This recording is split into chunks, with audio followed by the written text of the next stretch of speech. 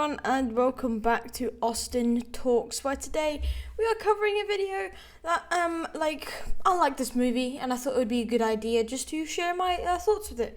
So, the Uncharted movie is probably it's in my top 3 favorite movies of all time, because it's just one of those movies you can just constantly watch, and it's so good. So I thought we should break it down. So, quick one. I usually break down the the series, but I've had a new approach to that, and I'm doing it with a movie. So this is how it's gonna work. So first of all, let's just get right into it. So with the first bit is the equilibrium. So this is based on the Todorow's narrative theory, where there's an equilibrium, disruption, blah blah blah blah blah, and then it goes to a new equilibrium. So that's what I'm basing this whole video off.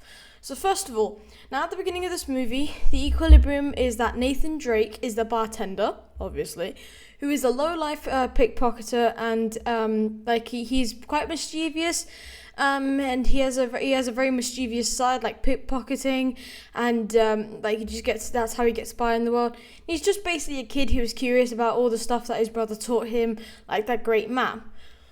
Now we do get a little context at the start what his home life was like, and what his environment around his brother was like, which was like in this home. Now you do feel some sympathy for him, but this feeling does really fall when the disruption is seen, which now there's various perspectives into what equilibrium is, and you can choose section up to it, but I chose the disruption of the storyline, or Nathan Drake's story, to be the storyline disruption being Sully. So Sully hunts him down because Sully knew Nathan's brother. The disruption of the story does happen quite early on in the story, and it isn't reflected much until the auction scene. But this disruption to Nate's narrative is like that he's meeting Sully, which can actually be seen as like a positive to an extent, but in the general understanding of the scene, he is quite selfish. But if someone said, "I've got a job for you," and it's really mysterious, I'd be like, no, you're on the fence. You don't know how you would react to it, and it doesn't very much make sense. Now, Nate tries to ignore this, while he is portrayed in a way that you would think he is not in it for the money, he is in it for the adventure. But also, some people do want a certain cut. Now, without realizing, Sully does manipulate Nate into bringing up his brother, which later foreshadows Nate's true colors. And Mark Wahlberg does show Sully in so many aspects. I mean, nothing compared to the actual game. The actual game is very different, but he's Sully is a bit. He goes through a definite character development stage, or at the beginning he's selfish, self-centered, all that, but then he actually cares about other people's, and he's grown to really like Nate, and at the end saves him. Then we get on to the recognition of the disruption, which is the auction house. There's no other way to really sugarcoat it. It is just the auction house scene. Now, the recognition and the disruption work hand in hand. That needs to be said, because the recognition is, in Todorow's narrative theory, they do really just correspond with each other quite well. However, the recognition is when Drake and his first encounters the Moncada family and Braddock, and this hunt does really last until the helicopter fight. So I would say this lasts for over an hour, that's for sure. Now, this means that the whole introduction with Chloe and Sully's secret all take place during the recognition stage. So the recognition stage is the longest part of the movie. And considering for every other series, and if you're based off other series and movies, the recognition stage is most commonly the longest stage. Because as much as you recognize that disruption, you also need to find a solution.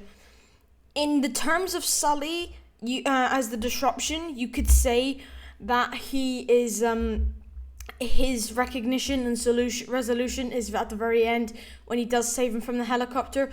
So there's many storylines that correspond with this. And that's my Google Calendar. Thank you, screen. Making this the longest part of the movie and the part with the most content. This is that is expected to. But though, I would say the recognition in this movie is not laid on so thick than any other movie. But it is still very, very. It's not that bad. It's not that bad. Now, to say the resolution, now this is obviously, there's different perspectives, as I say, with Total Rush narrative theory, so it only bases on how you look at the movie. So at the end of the day, this is my overview, so this is my opinion. You may have a different one. If you do have a different one, do let me know. I'm always curious. But anyway, during the helicopter scene, the big bad of the movie does get killed, and as the movie revolves, around getting the gold, this makes sense to think that this as the resolution as the gold as well. Now, I've already explained that this is based on a theory in like a media narrative theory. Now, and when understanding this, it does make it actually does make sense, and how the movie is chopped up into different bits. I also like it during this scene because Sully changed his personality from being a Goldie Rat, that's actually what he's called in the movie, a Goldie Rat, to a true friend to Nathan, and that's why I mean this is the glide over character development, and that's like, I would say the resolution solves at least 3 of the storylines that happen, except for Chloe's, because I think Chloe's is a bit undermined. She's basically left out on her own, but anyway, and it was good to see them bond on a friendship level. But this adventure does actually lean onto the next stage of the narrative theory, which is the new equilibrium. So the new equilibrium is like this. So it's like so how it was before is now different, making a new equilibrium, and then the next, and then in the next movie, this will be the normal equilibrium. So the new equilibrium can be only seen in this aspect, and basically, which is in the post-credit scene. So the new equilibrium, and I'm going to be saying that a lot, is just the new normal event that has happened from this, creating a new one. Now, in this movie, they are now new.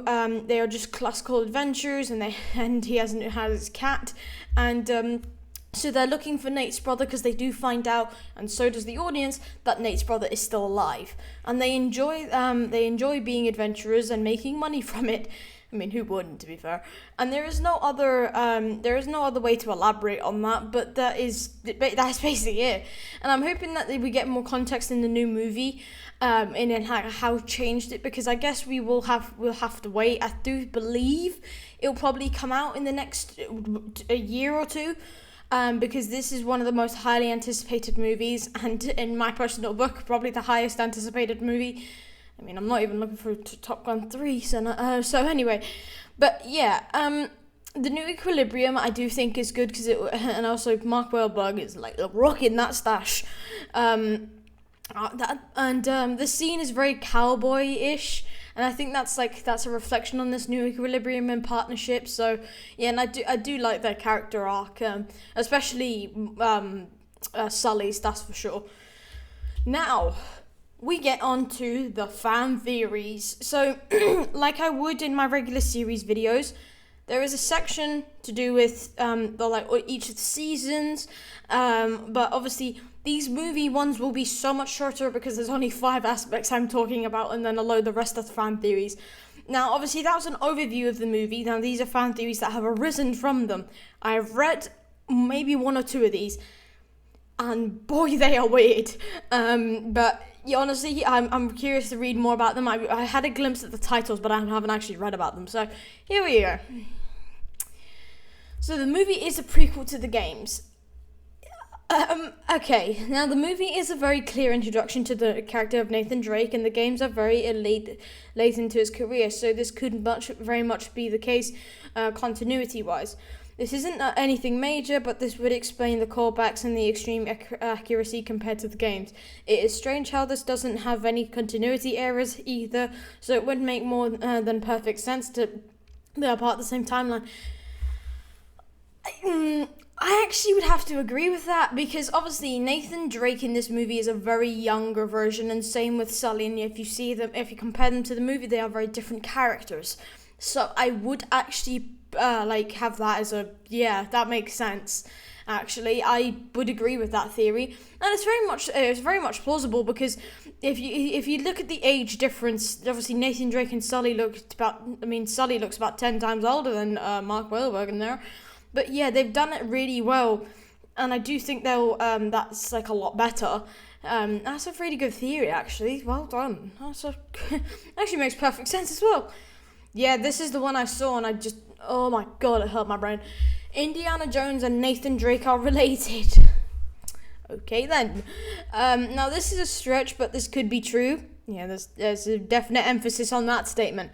But Nathan Drake is a very skilled adventure person, very much similar to Indiana.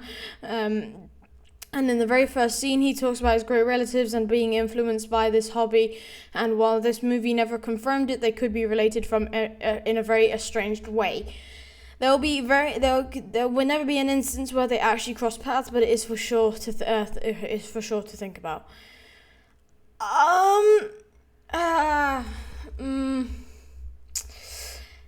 gonna have to say no in this one because yes, he's right, and there will never be an instance where they do cross paths unless I don't think that this is right.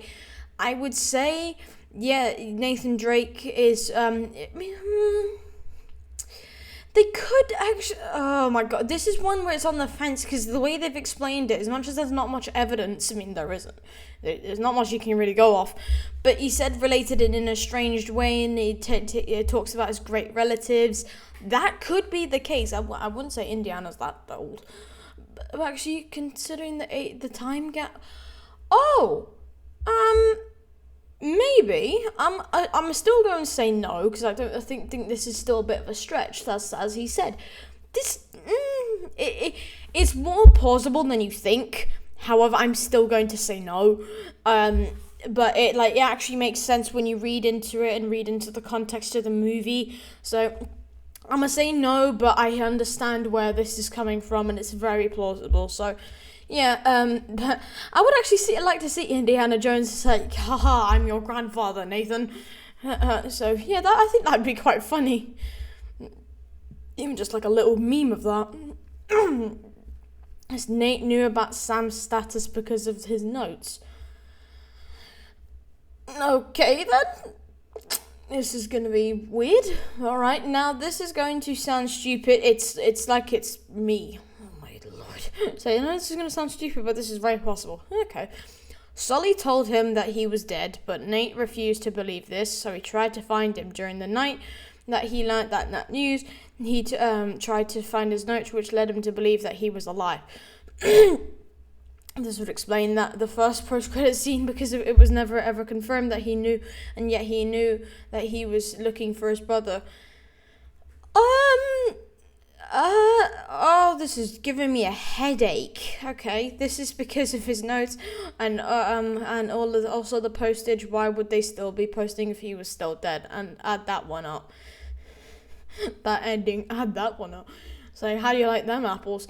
I think that's a stretch. Okay, okay. I don't think Nate knew. I think Sully knew and then told him. That makes sense. Because I would make more sense if Sully knew about his because of his notes, but Nate didn't. So that could very much be the case. But and also, if he did, why would he go away with Sully to find this gold? And it just does some. Yeah, okay, I'm sorry, but some of them don't add up. Maybe change the person to Sully knew that about the Sam status because of his notes, but not Nate. I think that's a bit different and a bit stupid. Yeah, I would say it does make sense to some extent. He does make a good point. However, I would say that it's not Nate, it's Sully. But still, very good theory. Very good theory. Where is Sam? Uncharted 2 theory. Didn't know this one. Okay. If this movie is really based on the events of the original game, then the information is already here. Oh, great! Spoiler alerts, people. The same is being held in Panama, more specifically in the Panamanian jail. I don't know if I've said that right. Now, a place that is referenced in the game. If the movie follows the same storyline, then Sam is alive, but Braddock doesn't know that that this is the case. And while we know nothing of as of right now, it's safe to assume that we will get more context when the next movie comes around. Yeah, that does make sense. Yeah, like I mean, Braddock's dead now, so I don't see this as true. We never got actually what that was the Panamanian jail, but we also know he was in jail, so it could very much be this case of that is basing off the same game, basing off Uncharted 2. So it makes sense. It's not like a one that's, oh yeah, he's alive and he has superpowers. I don't think it's like that, but it actually makes sense. You have evidence, and yeah, I think Sam probably is in a Panamanian jail. I've just realised the San Sebastian car. I've watched this movie so many times that I've just realised that from this image. The San Sebastian, the card is what he found. Oh my god. I've watched this movie like so many times. Every time I'm on a plane, I'll watch this at least once. Hey, what? Oh, interesting. I like this already. Chloe Fraser will get a spin-off series. Yes, I'm hoping so. Chloe was a really mysterious character and a character that made a lot of people think, and since the movie will become a franchise, I think we need a bit more of an extension with this specific character. I think she should get a spin-off series and continuity-wise, that this makes sense. I mean, okay, that's actually good so far. Chloe Fraser is a stable character in the franchise, and she does need an arc of her own in this franchise. I feel like we're saying franchise a lot. If they really want to make it similar to the game, the attitude and the personality are very spot on, but she just needs character development. Does anyone else disagree? She does need character development. I do agree with you there. The actor for Chloe Fraser couldn't have nailed it better. You've got the attitude down, the personality, the mysterious character. Honestly, this actor checks so many boxes. And honestly, I would like to see a Chloe Fraser spin-off series, possibly after Uncharted 2, maybe before. Because it depends on how you leave the character in Uncharted 2. However, the way that is left in this movie is decent enough. You could just do it now. I don't know if this is going to be the case. I'm hoping it will, because it will get it would be very well received, and yeah, honestly, it's a very good suggestion. I do think Chloe Fraser does deserve her own spin-off series. That is for sure.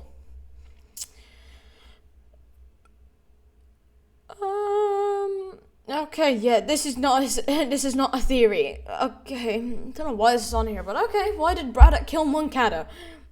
Money. As simple as that. Money and fame. Now, this is not a theory as much as common sense and something we already knew. Then why is it here? Now, from the start, Braddock could not be trusted, as she was a rat for gold. Same as Sully. I was just about to say that as well. But this all started because she felt when partnered with Moncada. When he hired Fraser, it stung her reputation, and since Moncada hired her to kill his father, Sebastian was the only one left, meaning that she could get all the gold. That is, if she wasn't killed by the big boat at the end.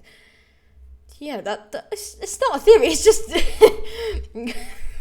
I don't know what I'm supposed to say to this. It's just like comments. Yeah, if you read into the storyline, then yeah, this is true. Yeah, that's why Braddock killed Moncada. Money, and he was the last of the line. So yeah, bish bash bosh, and Sully then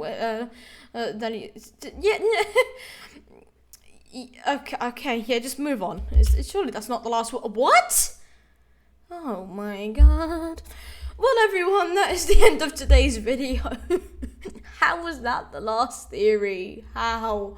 Well, anyone, that's the end of today's video. I hope you all enjoyed. If you did, please leave a like and subscribe, and comment what else you would like to see on the channel. And without further ado, we've got more content coming to Austin Cooks and Bakes, so I hope you enjoy. And We've got a lot more content coming the way for Austin Talks, so stay tuned for that. Without further ado, I do hope you all have a great day, and I will see you all in the next one. Bye!